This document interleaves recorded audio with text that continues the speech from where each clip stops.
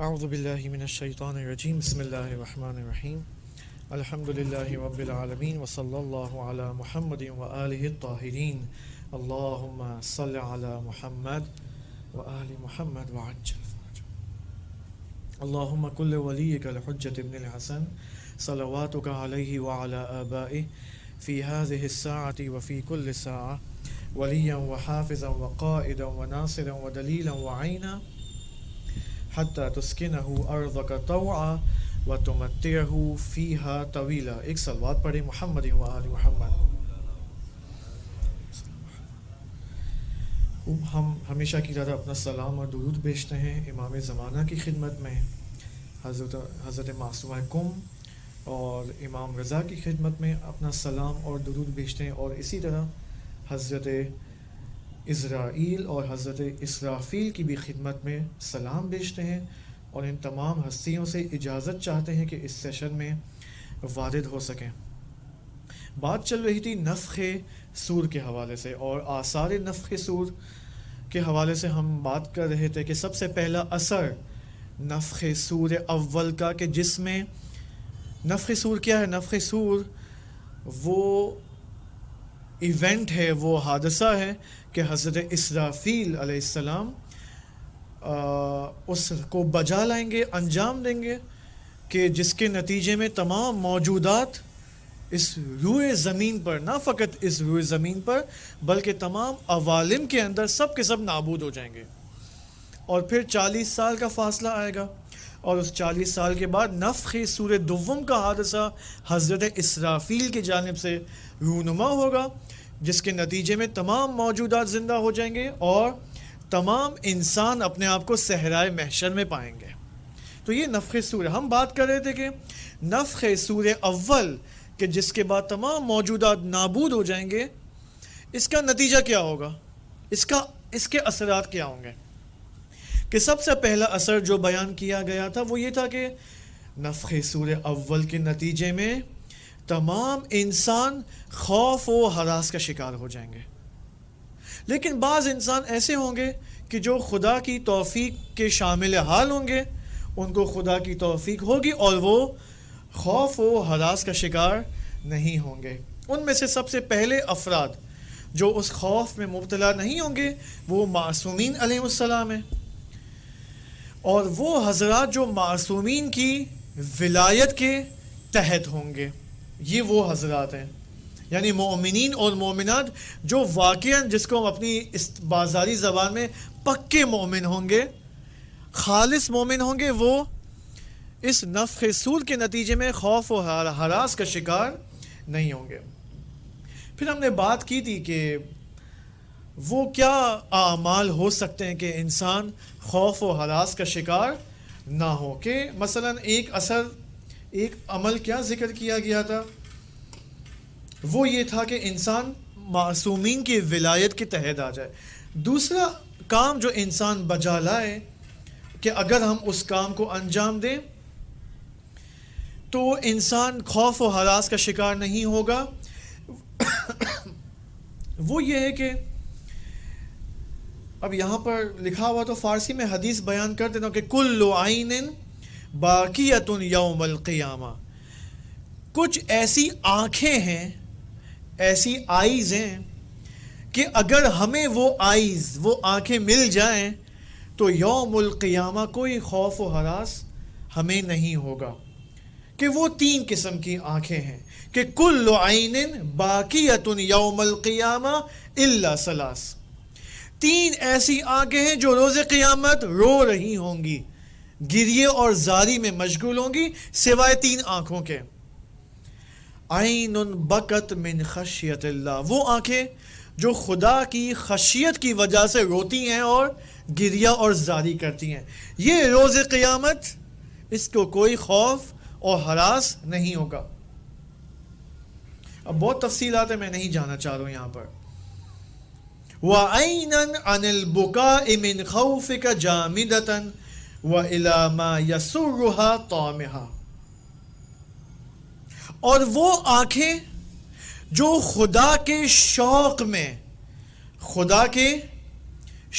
میں البتہ یہ اسی پہلی کیٹیگری کا وہ ہے ضمن میں، اوکے، جو یہ روایات میں کہ خدا کے شوق میں گریا کرتی ہیں. ایک وہ آنکھیں جو خدا کے خشیت میں، اور دو وہ جو خدا کے شوق میں گریا کرتی ہیں. یہ وہی پہلی کیٹیگری میں آپ شمار کر سکتے ہیں.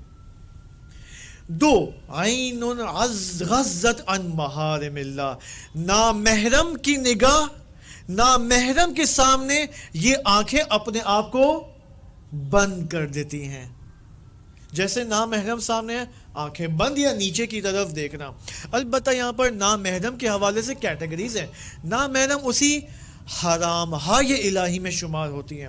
اب اور بھی حرام ہیں، خدا ہیں جو جن کی نسبت ہماری آنکھیں بند ہونی چاہیے. فقط یہاں پر مرد و زن تو نہیں ہے. یہاں پر مثال کی ایک، اگر میں مثال لوگ نمونہ بتاؤں، مثلا یہ موبائل میرے بھائی کا ہے مثال کے طور پر. اس کا موبائل آن ہے، لاک نہیں کیا ہوا ہے، اور چونکہ اس کا موبائل آن ہے تو میں اس کے میسیجز بھی دیکھ سکتا ہوں، اس کے واٹس ایپ میسیجز دیکھ سکتا ہوں. ٹھیک ہے، کیا یہ میرے لیے جائز ہے؟ جائز نہیں ہے. یہ حقوق الناس میں سے ہے کہ میں اپنے بھائی، حتیٰ میں جو کہ ہسبینڈ ہوں، شوہر ہوں، میں اپنی وائف کے واٹس ایپ موبائل چیک نہیں کر سکتا میں کہ یہ کس سے بات کرتی ہے، کس سے زیادہ باتیں کرتی ہے، مگر یہ کہ کوئی ایکسیپشنل موارد ہو کہ جہاں پر اگر مجھے اجازت ہو تو میں چیک کر سکتا ہوں. حتیٰ وائف، ایک بیوی اپنے ہسبینڈ کے موبائل کو چیک نہیں کر سکتی. یہ حقوق، یہ بھی حرام خدا کا ایک نمونہ ہے. تو اسی مثال کے طور پر باپ بھی ہے، وہ بیٹے کا موبائل چیک نہیں کر سکتا، بیٹا بھی باپ کا موبائل چیک نہیں کر سکتا، مگر یہ کہ کچھ میں نے کہا نا استثنائی اور ایکسیپشنل موارد ہو. لہٰذا اب اس طرح آپ کاؤنٹ کرتے جائیں تو کتنے حرام ہائے خداوند سبحان ہوں گے، حقوق الناس ہوں گے، جس میں شاید خدا نخواستہ مبتلا ہوں. ٹھیک ہے، لہٰذا ہمیں یہاں پر خیال رکھنے کی ضرورت ہے.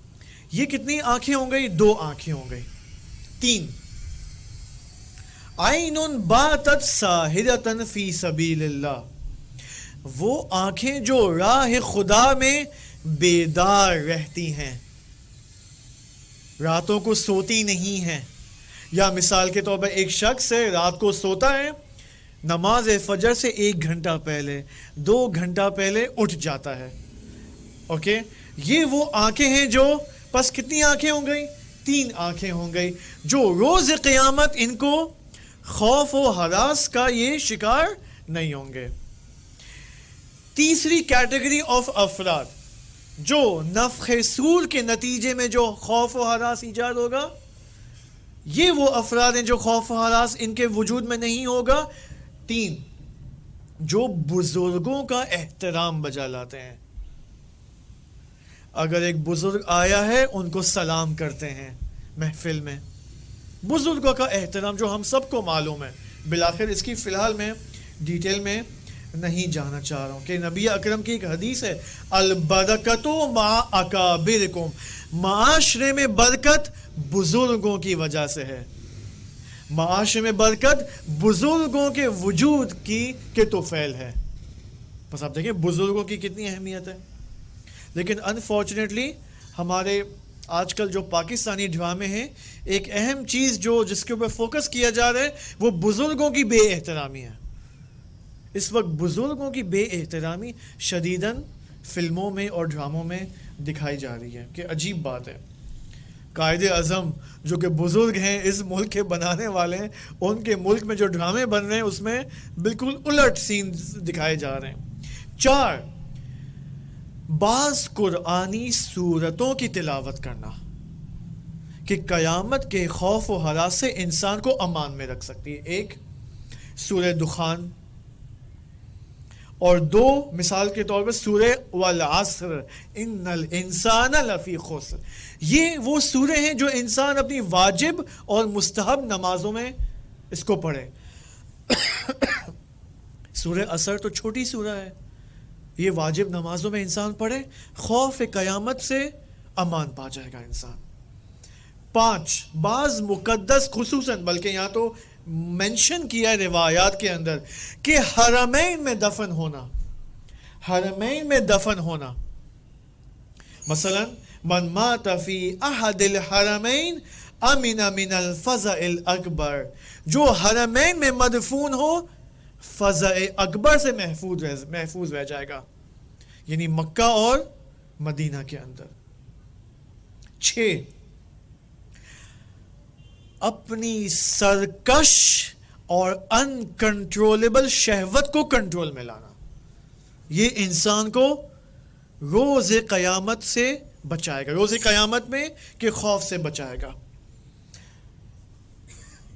من ارزت لہو فاحشۃ او شہوۃ, یہ انسان کو 7 اپنی آنکھوں کو اپنے غصے کو کنٹرول کرنا.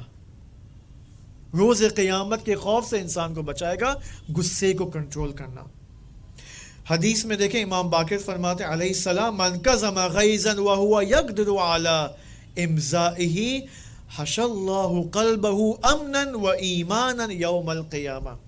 جو شخص اپنے غصے کو کنٹرول کرے باوجود اس کے کہ وہ اپنے غصے کو اعمال کر سکتا ہے, اپنے غصے کو دکھا سکتا ہے, دوسروں کے سامنے امپلیمنٹ کر سکتا ہے, اس کے باوجود وہ قزم الغیظ کرتا ہے, کنٹرول کرتا ہے, خدا اس کو اور اس کے قلب کو یوم القیامہ کے خوف سے بچا لے گا.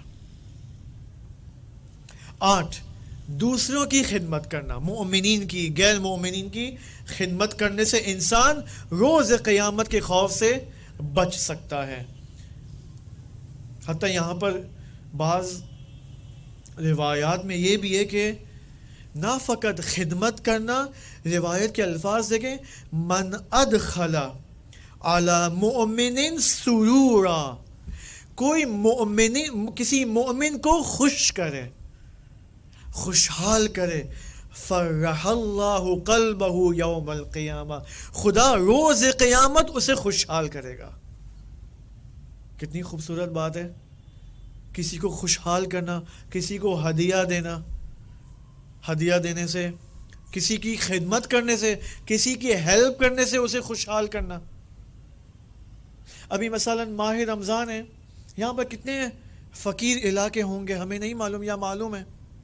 کسی ایک رات کو کسی فقیر کی خدمت میں جانا, اس کو 1000 روپے دے دینا, اسے خوشحال نہیں کرے گا. فقط خوشحال کرنے کا ہمارے ذہن میں خوشحال کرنا ایک بہت لمیٹڈ وہ اس کا پایا جاتا ہے کہ فقط دوسروں کا افطار کرا دینا خوشحال ہو جائیں گے. یہ بھی اچھی بات ہے, لیکن خوشحالی کے بھی مراتب ہیں. کسی دور دراز کراچی کے شاید 10 کلومیٹر پہ کوئی فقیرانہ, کوئی فقیر نشین علاقہ ہوگا, وہاں پر جا کر رات کو آدھی رات کے 2 بجے ان کو سحری پرووائڈ کر دینا, پارسل دینا, یہ ان کو خوشحال نہیں کرے گا, ان کے چہرے پہ مسکراہٹ ایجاد نہیں کرے گا, قطعاً کرے گا. تو یہ ہمیں دیکھیں, یہ خوشحالی کے مراتب ہیں. اور اگر کوئی پنہانی میں چھپ کے سے کسی فقیر کی مدد کرے, یہ بہت بالا مرتبہ ہے, یہ خدا کے ہاں زیادہ مورد قبول.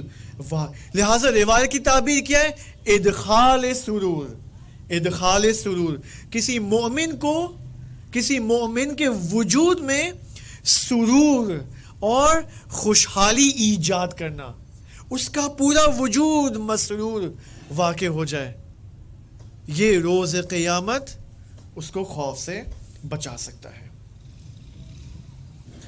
اور آخر یا 9th مورد ہے یہاں پر, وہ یہ کہ انسان زیارت قبور کے وقت سورہ قدر کی تلاوت کرے. سورہ, یہ حدیث میں دیکھیں امام علی ابن موسیٰ رضا علیہ السلام فرماتے ہیں کہ صلوات پڑھیں, محمد و آل محمد, اللہم صلی علی محمد.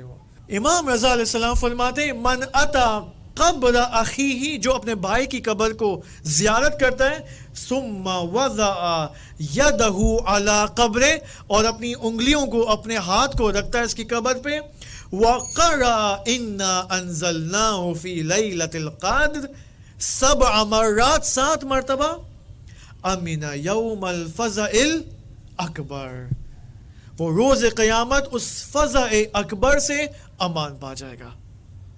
ٹھیک ہے, کتنی خوبصورت. اور آسان اور سادہ رائے حل موجود ہیں آیات اور روایات کے اندر. یہ آپ کے سامنے نفخ سور یا نفخ سور اول کے آثار آپ کی خدمت میں بیان کیے کہ البتہ ابھی تک ہم نے کیا ایک اثر بیان کیا ہے. وہ اثر کیا تھا؟ خوف و ہراس. اور ابھی تک 2 سیشنز کے اندر اس خوف و ہراس سے بچنے کے طریقے آپ کی خدمت میں پیش کیے. دوسرا اثر جو کہ نفخ سور اول کے نتیجے میں ہوگا، اس پورے نظام ہستی کی تباہی اور بربادی اور نابودی. یہ جتنے بھی کہکشانات ہیں، پلانٹس ہیں، گیلیکسی سسٹم ہیں، یہ سب زمین پر آ کر گر جائیں گے. یہ سب آپس میں ٹکرائیں گے اور نیچے گر جائیں گے، نابود ہو جائیں گے. ٹھیک ہے. اب یہاں پر مثال کے طور پر آیات میں موجود ہے بسم اللہ الرحمن الرحیم اذا السماء انفطرت وَإِذَا الشَّمْسُ كُوِّرَتْ وَإِذَا النُّجُومُ انكَدَرَتْ. جب آسمان پارا پارا ہو جائیں گے، السلام علیکم، پارا پارا ہو جائیں گے، ٹکڑے ٹکڑے ہو جائیں گے، اور خورشید اور سورج بھی خاموش، اندھیرا چھا جائے گا، نابود ہو جائے گا یہ آفتاب، اور یہ سارے ستارگان تاریک ہو جائیں گے. اذا زلزلت الارض زلزالها اذا دکت الارض دکا دکا. جب زمین آپس میں ٹکرائے گی اور باہم نابود ہو جائے گی. واذا الجبال سیرت. اور جب پہاڑ حرکت میں آ کے نابود ہو جائیں گے. حرکت اس آیت میں کیا ہے؟ حرکت میں آ جائیں گے. لہٰذا آپ دیکھیں یہ دوسرا اثر ہے حضرت اسرافیل کے نفخ سور کا. اسی طرح اور بھی اس کے آثار ہیں کہ اس کو ہم زیادہ ٹچ نہیں کرنا چاہیں گے. میں جو سامنے جو کتاب میں نے موجود ہے میں بس یوں اس کو فلپ کر رہا ہوں تاکہ میں وہ بیان نہ کروں، ورنہ یہ موضوع کیونکہ جمعرات تک ہمارے پاس ٹائم ہے اور جمعرات کو ہمیں کوشش کرنی ہے کہ بالآخر اینڈ تک پہنچانے کی کوشش کریں، کہ قطعاً اینڈ تک نہیں پہنچے گا. یہ انشاءاللہ آپ ان آڈیوز کو سنیں جو ڈیٹیل میں ان کو بیان کیا گیا ہے. خوب. اب آئیں نفخ سور دوم. نفخ سور دوم جو کہ 40 سال کے فاصلے کے بعد وقوع پذیر ہوگا. اس کے کیا اثرات ہیں؟ نفخ سور دوم کیا ہے؟ نفخ سور اول کیا تھا؟ نفخ سور اول سے تمام موجودات نابود ہو جائیں گے. اب نفخ سور دوم کے بعد تمام موجودات دوبارہ احیا ہو جائیں گے، زندہ ہو جائیں گے. اس کے کیا اثرات ہیں؟ سب سے پہلا اثر عربک میں بیان کر رہا ہوں، پھر اس کی توضیح دیتے ہیں. ظہور وجہ اللہ، خدا کے چہرے کا ظاہر ہونا. کون سا چہرہ؟ جسمانی چہرہ نہیں، خدا کا وہ معنوی چہرہ کہ سورہ رحمان میں جس کا ذکر ہے کہ کیا کل شیء ہالک الا وجہہ، ہر چیز ہلاک ہو جائے گی سوائے خدا کے چہرے کے، خدا کے وجہ کے ہر چیز ہلاک ہو جائے گی. بہت خوبصورت یہاں پر تربیتی نکات ہیں کہ میں نے اس کو پچھلے اس میں سکپ کر دیا تھا. کیا مطلب میں اگر مختصر بیان کرنا چاہوں وہ یہ کہ جب ہم کہتے ہیں کہ تمام موجودات نابود ہو جائیں گے تو اس نابودی سے ایک مراد علماء یہ بھی لیتے ہیں کہ دیکھیں اس وقت ہمارا رابطہ ان موجودات سے کیا ہے؟ ان موجودات سے کیا رابطہ ہے؟ ابھی میرا اس مائک سے کیا رابطہ ہے؟ میرا اس لباس سے کیا رابطہ ہے؟ میرا مثال کے طور پر اس گلاس سے کیا رابطہ ہے؟ اس ٹھنڈے پانی سے کیا رابطہ ہے؟ تمام اشیاء کے ساتھ جو میرا رابطہ ہے وہ سببی رابطہ ہے. سبب اوکے، سببی رابطہ ہے. یعنی اس کو میں سبب سمجھتا ہوں تاکہ میں کسی کو کانٹیکٹ کر سکوں. ڈاکٹر کو میں سبب سمجھتا ہوں تاکہ وہ مجھے شفا عطا کرے. میں اس میڈیسن کو اور سرپ کو اور گولی کو سبب سمجھتا ہوں تاکہ وہ مجھے شفا عطا کرے.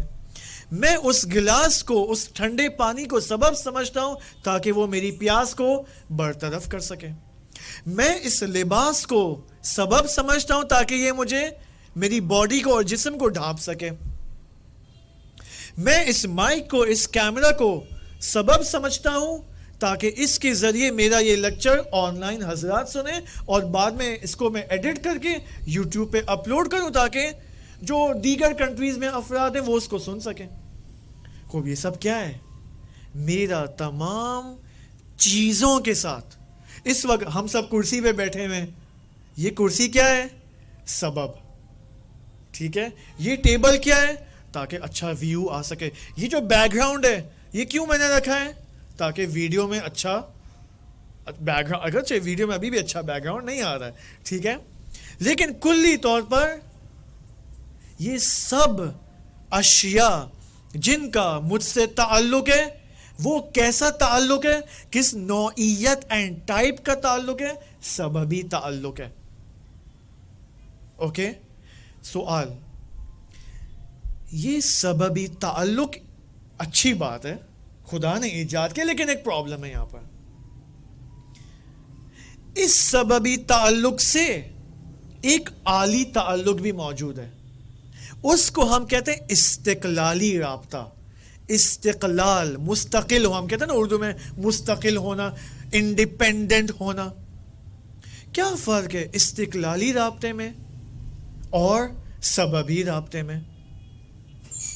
فرق یہ کہ جب یہ پانی, یہ گلاس مجھے پانی دیتا ہے, یہ گلاس کہتا ہے کہ میں تجھے پانی پلا رہا ہوں.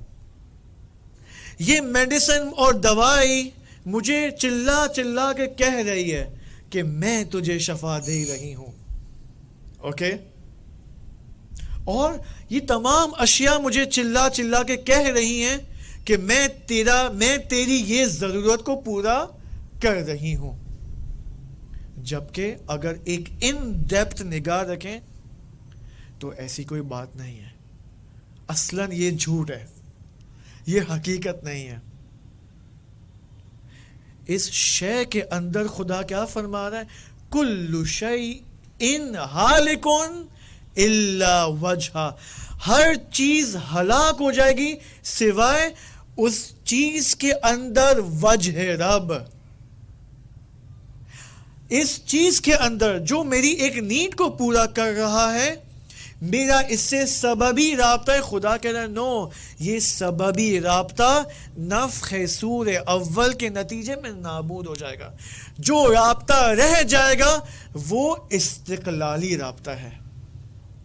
یعنی ہر چیز کے اندر خدا کہہ رہا ہے کہ بھائی میں تیری پیاس کو بجھا رہا ہوں. جب میں یہ سرپ لے رہا ہوں میڈیسن کا, یہ خدا چلا چلا کے کہہ رہا ہے کہ بھائی میں تجھے شفا دے رہا ہوں, میں تیری یہ نیڈز پوری کر رہا ہوں, یہ میں ہوں جو تجھے ڈھانپ رہا ہوں. بس ہر چیز کے اندر ایک وجہ رب موجود ہے جس کو ہم کہتے ہیں استقلالی رابطہ. یعنی ہمیں اس عالم, اس دوران غیبت امام زمانہ علیہ السلام ہمیں کیا کرنا ہوگا؟ اس سببی رابطے سے عبور کر کے اس استقلالی رابطے تک پہنچنا ہوگا کہ ہمیں ہر چیز کے اندر خدا نظر آئے. نفخ سور اول کے اندر کیا ہوگا جب ہر چیز نابود ہو جائے گی؟ یعنی وہ سببی رابطہ نابود ہو جائے گا اور وہ استقلالی رابطہ نفخ سور دوم کے ذریعے ظاہر ہو جائے گا. یعنی جب ہم کہہ رہے ہیں نفخ سور دوم کے ذریعے ہر چیز زندہ ہو جائے گی, کیا زندہ ہو جائے گا بھائی؟ یہ استقلالی رابطہ سب کو نظر آئے گا. بات سمجھ میں آ رہی؟ کمپلیکیشن تو نہیں یہاں پر؟ کمپلیکیشن ہے تو بتائیں. میں کوشش کر رہا ہوں ایزی الفاظ میں بیان کروں, ٹھیک ہے؟ مشکل تو نہیں ہو رہی؟ سببی رابطہ, استقلالی رابطہ, سب سمجھ میں آ رہا ہے انشاءاللہ؟ ٹھیک ہے, اوکے. یہ نفخ سور دوم کا پہلا اثر. خوب, دوسرا اثر کیا ہے نفخ سور دوم کا؟ تمام انسانوں کا صحرائے محشر میں حاضر ہونا. جیسے ہی نفخ صورت دوم انجام پائے گا اسرافیل علیہ السلام سے, سب مجتمع ہو جائیں گے, سب کا اجتماع ہوگا صحرائے محشر کے اندر.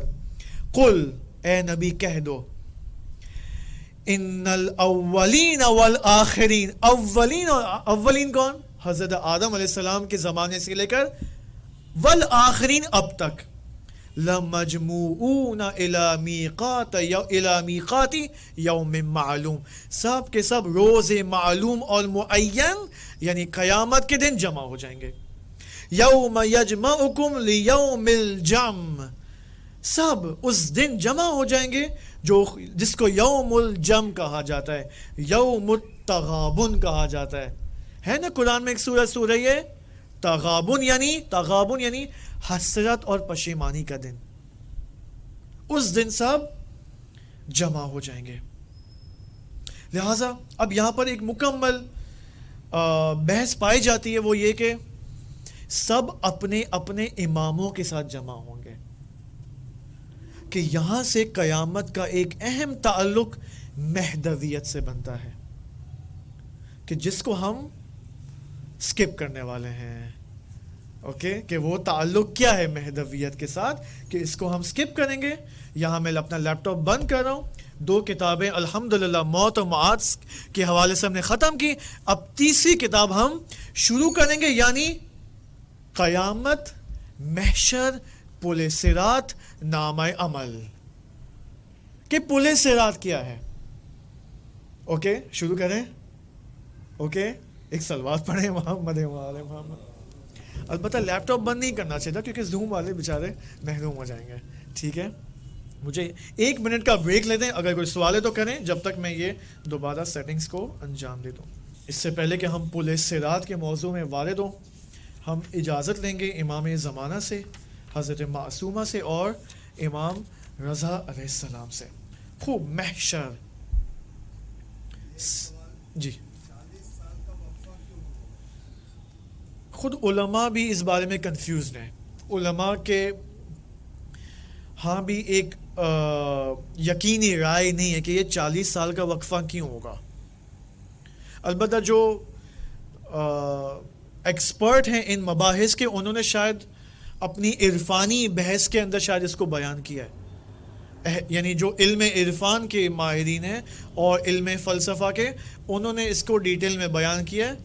لیکن جو باقی علماء ہیں جنہوں نے علم فلسفہ عرفان پر زیادہ کام نہیں کیا, ان کے درمیان زیادہ یہ بحث حل نہیں ہے کہ یہ 40 سال کا وقفہ کیوں ہے. اب نہیں پتہ وہ کیا تیاری ہے. ٹھیک ہے. اب یہاں پر آپ دیکھیں, نفخ صورت دوم کے بعد کیا ہوگا؟ سب اپنے آپ کو صحرائے محشر میں پائیں گے. اب صحرائے محشر میں پانے کے بعد ہوگا کیا انسان کے ساتھ؟ علماء آیات اور روایات سے یوں بیان فرماتے ہیں کہ سب سے پہلا مرحلہ نامہ اعمال کا ہے. نامہ اعمال کا ہے. البتہ یہ جو نامہ اعمال کا جو مرحلہ ہے, آپ دیکھیں قرآن مجید میں سب سے پہلا مرحلہ روز محشر نامہ عمل کا مرحلہ ہے. کہ قرآن کی سورہ اسراء آیت نمبر 13 میں آپ دیکھیں یہ کیا آیت آئی ہے. بسم اللہ الرحمن الرحیم. وَكُلَّ إِنسَانٍ, ہر انسان کے لیے, أَلْزَمْنَاهُ طَائِرَهُ فِي عُنُقِهِ, اور ہر انسان کا نامہ عمل اور کارنامہ عمل اس کی گردن میں لٹکایا جائے گا. اب سوال, یہ حقیقت نامہ عمل کیا ہے؟ آیا اس کتاب کی صورت میں یہ نامہ عمل ہوگا یا کس صورت میں ہوگا؟ یہ ہم انشاءاللہ اس کو دیکھیں گے. یا آپ دیکھیں یہ آیت جو کہ اسی آیت کے ذیل میں ہے, وَنُخْرِجُ لَهُ يَوْمَ الْقِيَامَةِ كِتَابًا يَلْقَاهُ مَنْشُورًا, اور روز قیامت اس کے لیے ایک کتاب کو سپریڈ آؤٹ کیا جائے گا, پھیلا دیا جائے گا.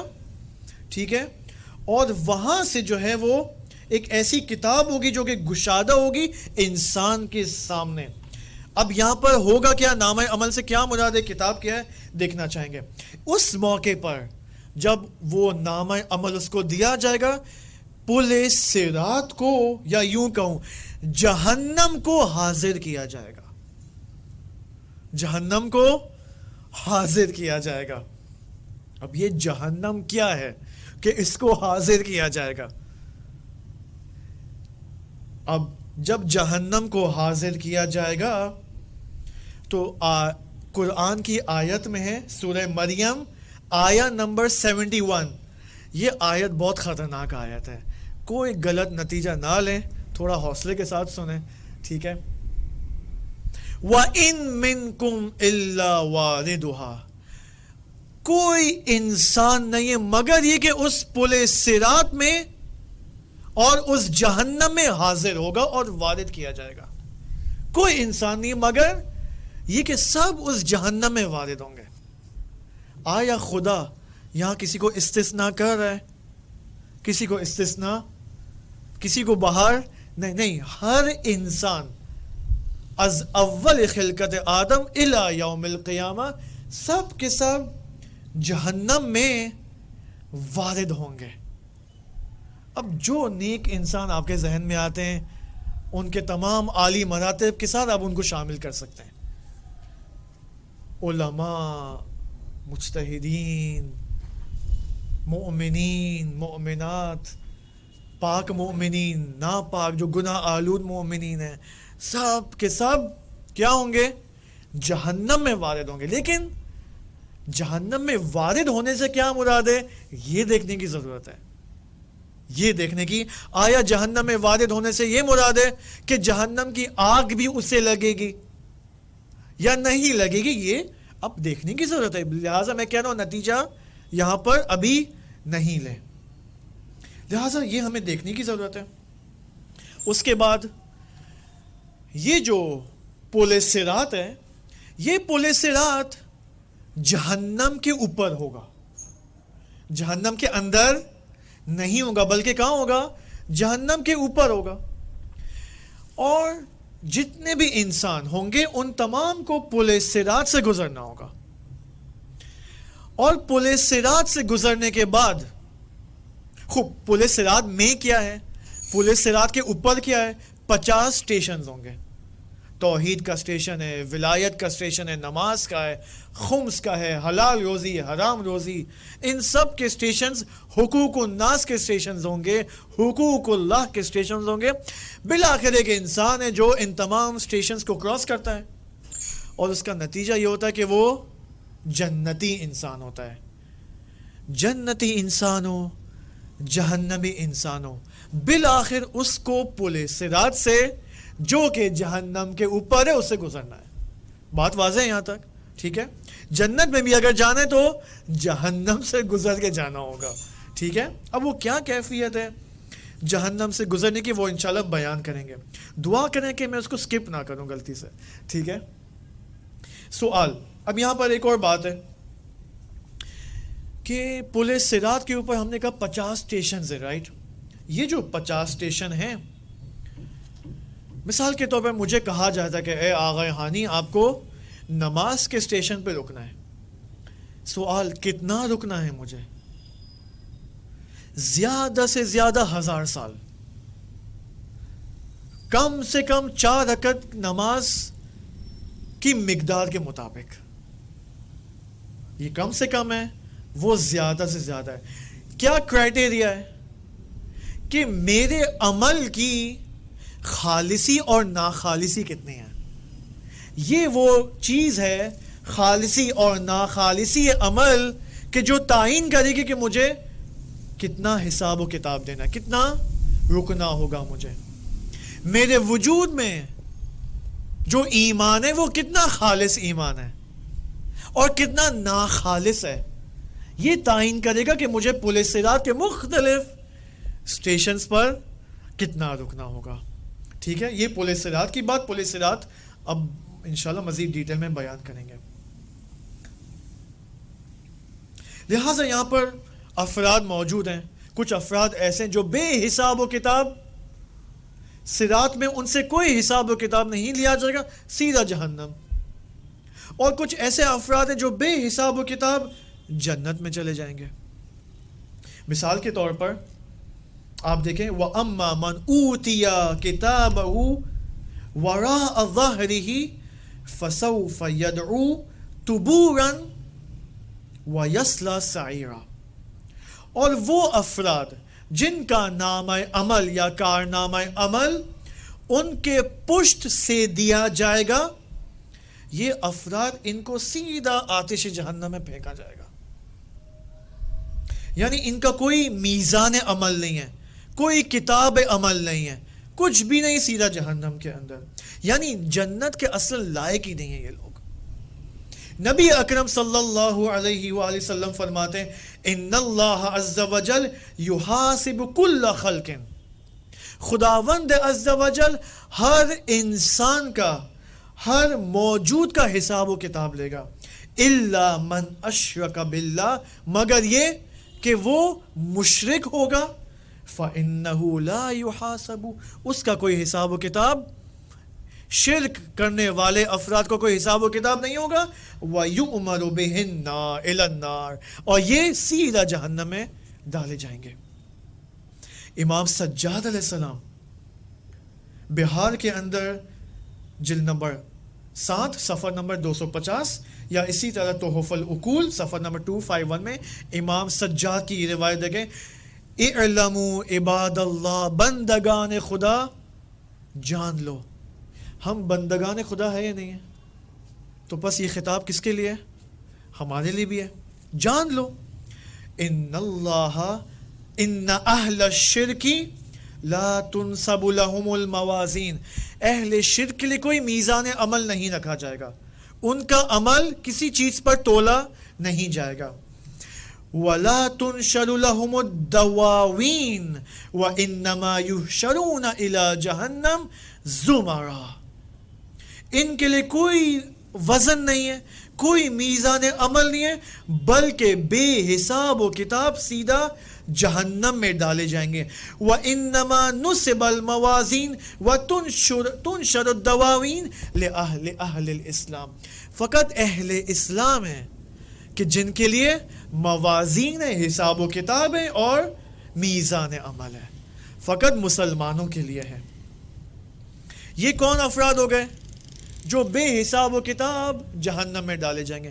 اب وہ افراد جو بے حساب و کتاب جنت میں ڈالے جائیں گے، اور ان کو ڈالے جب پھینکے تو نہیں جائیں گے جنت میں، اوکے، ان کو ویلکم کیا جائے گا. اوکے، یہ کون لوگ ہیں؟ یہاں پر نبی اکرم صلی اللہ علیہ وآلہ وسلم فرماتے ہیں وَمِنْهُمْ، وہ لوگ الَّذِينَ يَدْخُلُونَ الْجَنَّةَ بِغَيْرِ حِسَابٍ لِأَنَّهُمْ لَمْ يَتَلَبَّسُوا مِنْ أَمْرِ الدُّنْيَا بِشَيْءٍ، یہ وہ لوگ ہیں کہ جو دنیا میں کسی چیز سے آلودہ نہیں ہوئے تھے، کسی باطل چیز سے آلودہ، یعنی ان کے دل میں نہ کوئی کینہ ہے، نہ کوئی حسد ہے، نہ دیگر گناہوں کی آلودگی ان کے دلوں میں ہے، خالص. آگے نبی اکرم فرماتے ہیں وَإِنَّمَا الْحِسَابُ هُنَاكَ عَلَى مَنْ تَلَبَّسَ بِهَا، ہاں ہونا کرائٹیریا بتا رہے ہیں کون لوگوں کا حساب و کتاب لیا جائے گا، اگرچہ ان کے حساب و کتاب کے بعد یہ بعد میں جنت چلے جائیں گے. یہ وہ لوگ ہوں گے کہ جن کا ایمان کسی نہ کسی باطل شے سے مخلوط ہوگا، مکس ہوا ہوگا، ان کا حساب و کتاب ہوگا. بس وہ لوگ جو بے حساب کتاب جنت جائیں گے، یہ وہ لوگ ہیں جن کا ایمان خالص سے خالص ہوگا، کسی قسم کا مکسچر نہیں ہوگا. البتہ یہاں پر ائمہ بھی ہیں، انبیاء بھی ہیں جو ان کا کوئی حساب و کتاب نہیں ہوگا. یا اگر علماء میں سے، اولیاء خدا میں سے آپ شمار کریں تو یہ عرفاء ہیں، یہ انسان ہائے کامل ہیں، یہ بے حساب و کتاب سیدھا بہشت میں جائیں گے. اب یہاں پر سوال، حقیقت صراط کیا ہے؟ 10 منٹ میں اس کو بیان کرتے ہیں اور سیشن کو ریپ اپ کرتے ہیں. حقیقت صراط کیا ہے؟ بہت ہی خوبصورت تربیتی بحث ہے. اس دنیا میں صراط کی کیا پریکٹیکلٹی ہے، اہم بحث ہے. یعنی ہم اسی وقت ہم پل صراط پر ہیں، ہم اسی وقت پل صراط پر ہیں. وہ کیسے انشاءاللہ بیان کریں گے خداوند سبحان کی توفیق سے. یہاں پر روایات فراوان ہیں کہ اس صراط کی حقیقت کیا ہے. عجیب ہے. اہل سنت اگر واقعا یہاں کوئی اہل سنت تو نہیں ہے، کاش اہل سنت بھی ہوتے ہیں، کیونکہ ان کی کتابوں میں یہ احادیث فراوان موجود ہیں. روایات کے اندر دیکھیں آپ، شیعہ کتب میں بھی ہے، اہل سنت کی کتابوں میں بھی موجود ہے کہ فرماتے ہیں کہ علی وہو الصراط المستقیم، علی هو الصراط المستقیم، علی صراط المستقیم ہے. یا ایک اور روایت میں ائمہ فرماتے نحن الصراط المستقیم، ہم صراط المستقیم ہیں. یعنی اگر روایات میں اور بھی روایت میں یہ مضمون آیا ہے کہ اگر ہم پل صراط سے عبور کرنا چاہتے ہیں تو اس کا جواز اور پاسپورٹ کون دے گا؟ امیر المؤمنین علی ابن ابی طالب. اوکے، یعنی معاملہ سینسٹیو ہے یہاں پر. اوکے، یا یہ دیکھیں آپ، نبی اکرم صلی اللہ علیہ وآلہ وسلم فرماتے ہیں اذا کان یوم القیامہ، جب یوم قیامہ آئے گا، وَنُصِبَ الصِّرَاطُ عَلَى جہنم، اور صراط کو سیٹ اپ کیا جائے گا جہنم کے اوپر، لم یجز علیہ الا من کان معہ جواز، کوئی اس صراط سے عبور نہیں کر سکتا مگر وہ شخص کہ جس کے پاس پاسپورٹ ہو، جس کے پاس جواز ہو، لیگیلٹی ہو، ایلیجیبلٹی ہو، اور جتنے بھی سینونیمز آپ اس کے لیے شمار کر سکتے ہیں. کس کے پاس وہ جواز ہوگا؟ نبی اکرم فرما رہے ہیں. یہ روایت کہاں آئی ہے؟ سورس اگر میں بتا دوں، الامالی شیخ طوسی، صفحہ نمبر 290، بہار جلد نمبر 8، صفحہ نمبر 68. کس کے پاس یہ جواز ہے؟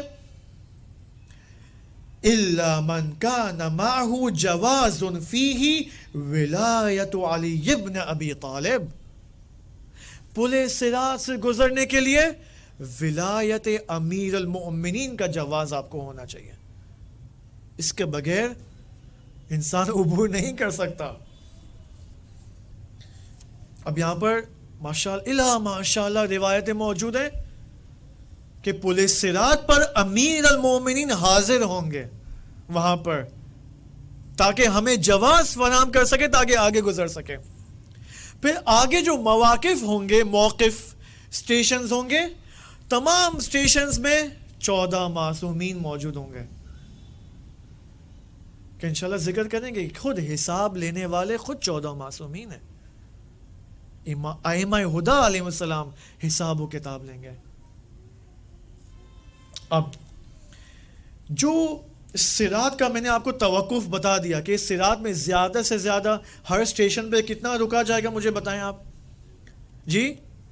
1500 سال، 1000 سال، 1000 سال، اور کم سے کم 4 رکعت کی نماز کتنا ٹائم لگتا ہے؟ 2 منٹ، 4 منٹ. اوکے، تو یہ منیمم اور میکسیمم لیول ہے. یہاں پر امیر المؤمنین علی ابن ابی طالب علیہ السلام نبی اکرم صلی اللہ علیہ وآلہ وسلم سے اس آیت کے ذیل میں سوال کرتے ہیں. ابھی ماشاءاللہ ایران میں ایک کتاب آئی ہے 2 سال پہلے، 2 سال ہو گئے اس کتاب کو، کہ جتنی بھی قرآنی آیات کی تفاسیر امیر المؤمنین علی علیہ السلام نے اپنی زندگی میں انجام دیے مختلف احادیث کے ذیل میں، ان تمام تفاسیر کو ایک کتاب میں جمع کیا گیا ہے، اور تقریباً 1000 پیج کی کتاب بنتی ہے، تفسیر امیر المؤمنین از قرآن کریم. کہ مجھے نہیں پتا اردو میں کب ترجمہ ہوگی، ٹھیک ہے، 100 سال بعد شاید. اوکے، یہ آیت کون سی آیت ہے کہ امیر المومنین حضرت رسول سے پوچھ رہے ہیں کہ آپ بتائیں تفسیر کیا ہے. یوم نحشر المتقین الی الرحمن وفدا، سورہ مریم 85. یاد کرو اس دن کو کہ متقیوں کو، تقوی کرنے والوں کو گروہ میں لایا جائے گا خداوند رحمان کی جانب روز محشر. نبی اکرم فرماتے یا علی فیقول الجبار للملائکۃ الذین معهم احشروا اولیائی الی الجنہ فلا توقفوهم مع الخلائق فقد سبق رضای عنہ. اور بہت تفصیل یہاں پر ہے. خداوند سبحان یا خداوند جبار ملائکہ کو متقین کے ہمراہ فرمائے گا کہ میرے اولیاء کو جنت میں محشور کرو. میرے اولیاء کو جو کہ متقی ہیں ان کو جنت میں محشور کرو. پس آنها را با مخلوقات دیگر متوقف نسازید. میرے ان اولیاء کو، میرے ان متقیوں کو دیگر مخلوقات میں سے ان کے ساتھ، ان کے ہمراہ، ان کی ہمسائیگی میں مت شمار کرنا. آگے کیا فرماتے ہیں کہ رضا و خوشنودی من از آنها قبلا گذشته از. میں تو ان متقین سے پہلے ہی راضی ہوں اور خوشنود ہوں. اس کے بعد و رحمتم بر آنها واجب است. میری رحمت ان پر واجب ہے. ہمارے ایک استاد اخلاق، استاد نیک بخت، جو کہ آیت اللہ بہجت کے بھی شاگرد ہیں، آیت اللہ حسن زادہ عاملی کے بھی شاگرد ہیں، آیت اللہ جوادی عاملی کے بھی شاگرد ہیں، وہ اپنے درس کے ضمن میں ایک بہت خوبصورت بات بیان فرماتے ہیں. آج کل ایک متدینین کے اندر ٹرینڈ چلا ہوا ہے، ٹھیک ہے، ہم کہتے ہیں نا کہ بھائی اس فیلڈ کا سکوپ زیادہ ہے، ٹھیک ہے، تو ریلیجس طبقے کے اندر بھی سکوپ موجود ہے. وہ کیا ہے؟ یا نوحہ خان بننا ہے، یا منقبت خان، یا عالم بننا ہے. استاد فرماتے ہیں کہ روایات کے اندر ہے، روایات کے اندر کہ جو اہل بیت علیہ السلام کے نوحہ خان ہیں، مداح ہیں اور منقبت خان ہیں، یہ بھی، ان کو بھی لائن میں لایا جائے گا روز محشر اور ان کو جنت میں ویلکم کیا جائے گا.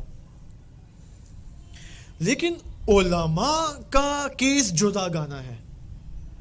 علماء کا اسپیشل مقام ہے، ایسا مقام ہے جو حتیٰ نوحہ خانوں کو بھی نہیں میسر. یہاں پر علماء استاد نیک بخت فرماتے ہیں کہ آغا جون عالم باش، عالم مداح نباش.